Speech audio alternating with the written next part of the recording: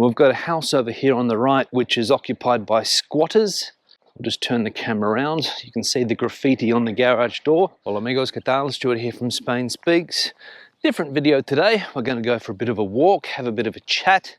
Haven't really got anything planned out to talk about today, but doesn't really matter. I'm walking the dog. Hopefully we should have a good walk.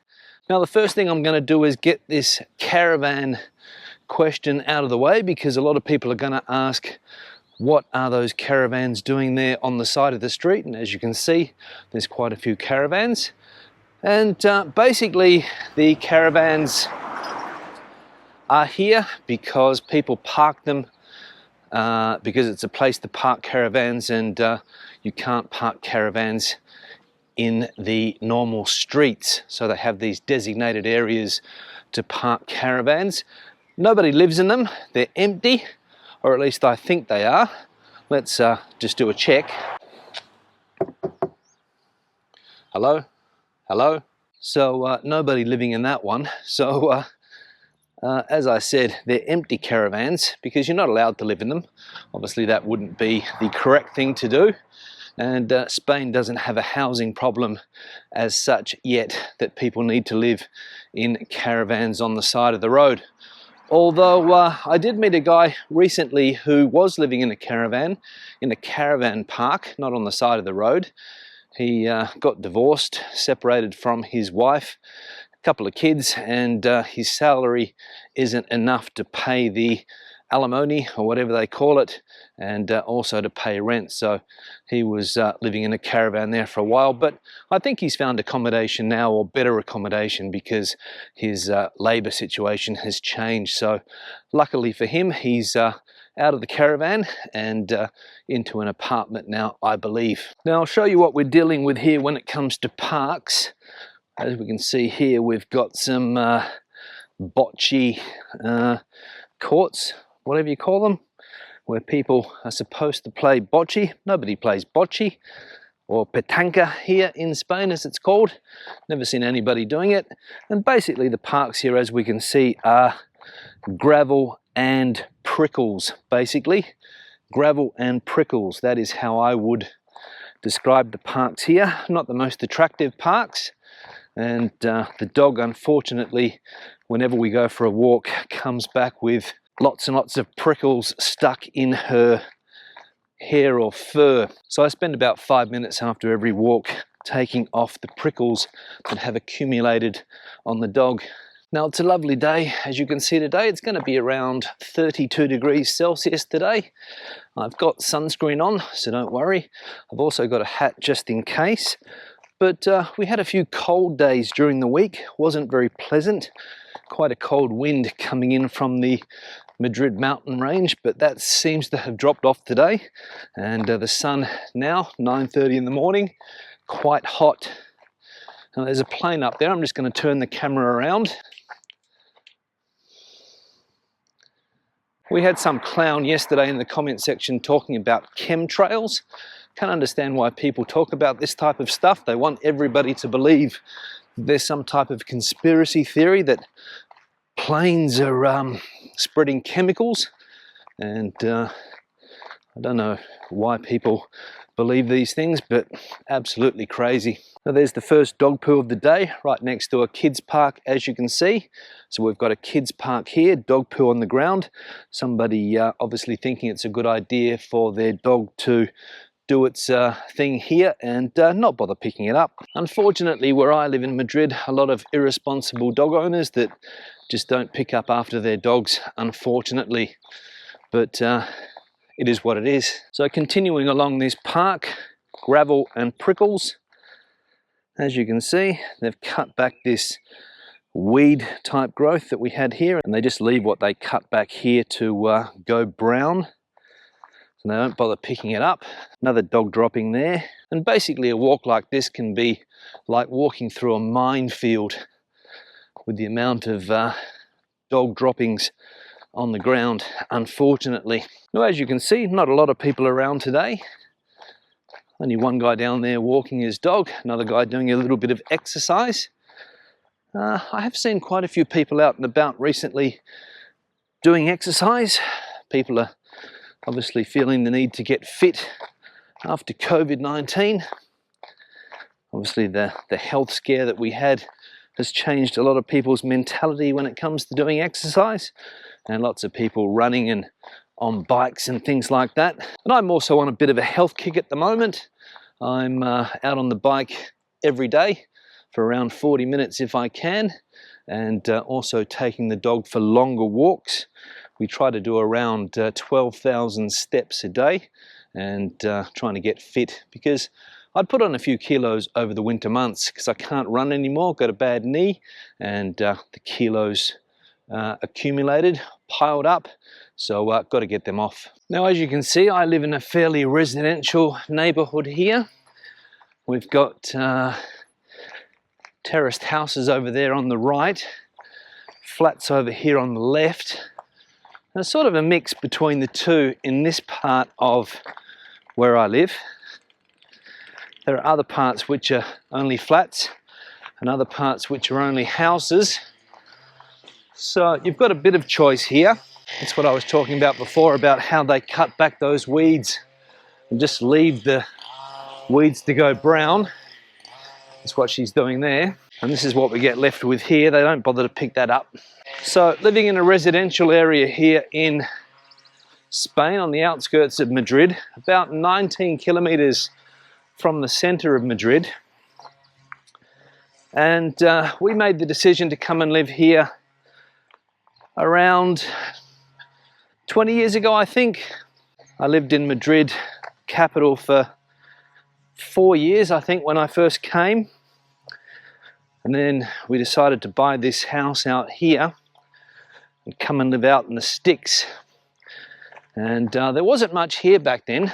Now it's quite developed. There's a lot more types of shops and a lot more things on offer here now than there was when we first came out in 2003, I think it was. And basically the reason we chose to not live in the center of Madrid is that we wanted to live in a house, and the only way to live in a house here in Madrid is move to one of the surrounding towns, because in the center of Madrid there's probably only 1 or 2 areas where you can live in a separate house, and very, very expensive. So we decided to come and live out here, and it was a bit of a shock at first, because after living in Madrid for 5 years, you've got everything at your fingertips when you live in a city like that. You go downstairs and you've got shops and restaurants and bars and pharmacies, everything you want, only a stone's throw away. When you live in a place like this, of course, if you don't have a car, it's not easy to get around. Public transport not as good. Now that view that we can see there, that's called the Parque Regional del Sureste. There's lakes there and, you know, a bit of a forest type atmosphere going on. The river Manzanares also flows through that area, and it's the closest thing to nature that we have here. And there is quite a lot of open space, which is good, you know, if you want to ride your bike or do exercise, have a dog like we have at the moment. We had a dog before, but she died back in 2017, so with the new dog that we have now, Mia, she's enjoying her time here. And that's one of the best things about living in this part of Madrid, at least, is that there is plenty of space to take the dog for a walk. You can take her off the leash in some places as well. That's an advantage of living in the burbs here in Spain. And as I said, the capital city, Madrid's only 19 kilometers away. You can get there by metro. It's not that hard to get to, and you can drive in if you want, although it's not easy to park in Madrid anymore. So you can do that also. So if you want to have the best of both worlds, go into Madrid, enjoy everything that Madrid has to offer, and there is a lot on offer in a city like Madrid, and then live in a more quiet or a quieter area, which is like this one here. It's something worth thinking, I reckon. These are some vegetable plots that the local council organises that People can come here and grow vegetables. Not sure what happens when the vegetables are picked, whether they're for personal consumption or they are sold somewhere. I've got no idea. As you can see here, the council has provided a bit of land for people to grow vegetables. Nobody working the plot at the moment, but if you come here on a Saturday, you'll see quite a few people picking their lettuces and cabbages and carrots and all of those things that we can see there. And we can see there what they're offering. Programa de Huertos Urbanos de Rivas Pacía, Madrid. And you can see that it's sponsored by a company called Humana, or a fundación, a foundation. Local sports centre, as you can see, plenty of tennis courts for the up-and-coming Rafa Nadals of Spain. And the sign over there, Juego Limpio. Not a bad sports centre. My son plays a lot of sport here. So this is where our council taxes go. And a lot of people do take advantage of the cheaper prices of the municipal sports centres, especially elderly, retired people, people that have low incomes. A lot cheaper to come here than go to a private gym. And that's something positive about living here. We've got a house over here on the right which is occupied by squatters. I'll just turn the camera around. You can see the graffiti on the garage door. That house is occupied by squatters. We'll go and have a look. So this house is abandoned and somebody's taking it over. See the overgrowth there. You can see that the door has been wired up so that you can't get in, because once squatters get in, difficult to get them out. And luckily there aren't too many houses in the area like that, I believe. But as I said, the last thing you want is for squatters to move into your chalet. Now I normally take the dog off the leash here. She has a bit of a run around, goes looking for a few rabbits. We've got the Valencia highway just over there. We'll have a look at that in a minute. This park's a little bit better than the other ones. A bit more vegetation in this park.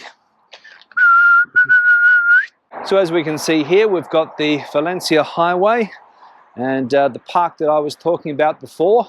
A lot of bugs here, as you can see there on the screen. And this is a never-ending highway of traffic here. I'm getting eaten by bugs here, so I'm going to get out. Little Mia's been off chasing a few rabbits. Off she goes chasing a bird. So it's good to get her off the leash every now and again so she can have a bit of a run. Here, come here. Come here. Come here. You a good dog or a bad dog, Mia? You a good girl or a bad girl, Mia? Hey, good girl or a bad girl? Yeah, bad girl, that's right. Let's go. All right, so we're coming up into the Pueblo part of where I live, the original Pueblo here. We'll go for a walk down here. We've got the local municipal swimming pool. Let's have a look at this.